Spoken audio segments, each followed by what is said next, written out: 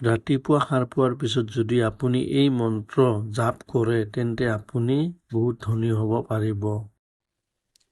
নমস্কাৰ বন্ধু বান্ধৱীসকল, মই আজি আপোনালোকক এটা এনেকুৱা মন্ত্ৰ ক'ম যাৰ বাবে আপুনি বহু জন্মৰ বাবে ৰজা হৈ পৰিব। আহক আমি অলপ জানি লওঁ ধৰ্মৰ লগতে শাস্ত্ৰ কথা।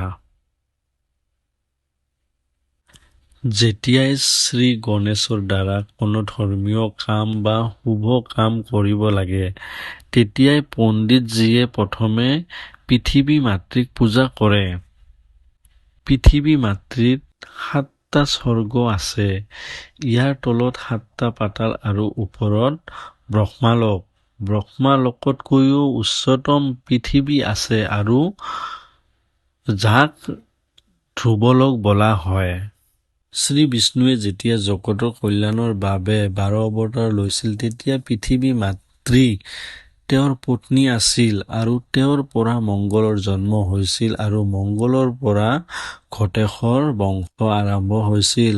শ্ৰী বিষ্ণুৱে নিজেই ধূপ, দীপ, সিন্দুক, চন্দন, বস্ত্ৰফুল আৰু বলি আদি সামগ্ৰীৰে পৃথিৱী মাতৃক পূজা কৰিছিল আৰু তাৰ পিছত ব্ৰহ্মা আৰু সকলো প্ৰধান ঋষিয়ে পূজা কৰিছিল। ভগৱানৰ অনুমতি সাপেক্ষে পৃথিৱীৰ মানুহে পৃথিৱী মাতৃক পূজা কৰিবলৈ আৰম্ভ কৰিলে। আমি শাস্ত্ৰৰ কথা জানিলো, এতিয়া আহক আমি মন্ত্ৰটো কি সেইটো জানো আহক। ৰাতিপুৱা বিচনাৰ পৰা উঠাৰ পিছত পৃথিৱী মাতৃক ভৰি দিয়াৰ আগতে প্ৰমাণ কৰক পূৰ্ণ ভক্তি আৰু বিশ্বাসেৰে পৃথিৱী মাতৃক পূজা কৰি এই মন্ত্ৰ জাপ কৰি তেওঁৰ আশীৰ্বাদ লাভ কৰিব পাৰি।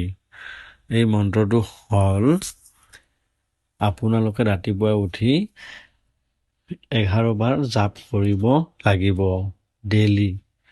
মন্ত্ৰটো হ'ল ওম হ্ৰীম শ্ৰীম বসুধাই স্বাহা। এই মন্ত্ৰটো আপোনালোকে 11 বাৰ জাপ কৰিব। ওম হ্ৰীম শ্ৰীম বসুধাই স্বাহা। এনেকে আপোনালোকে 11 বাৰকে আপোনালোকে জাপ কৰিব।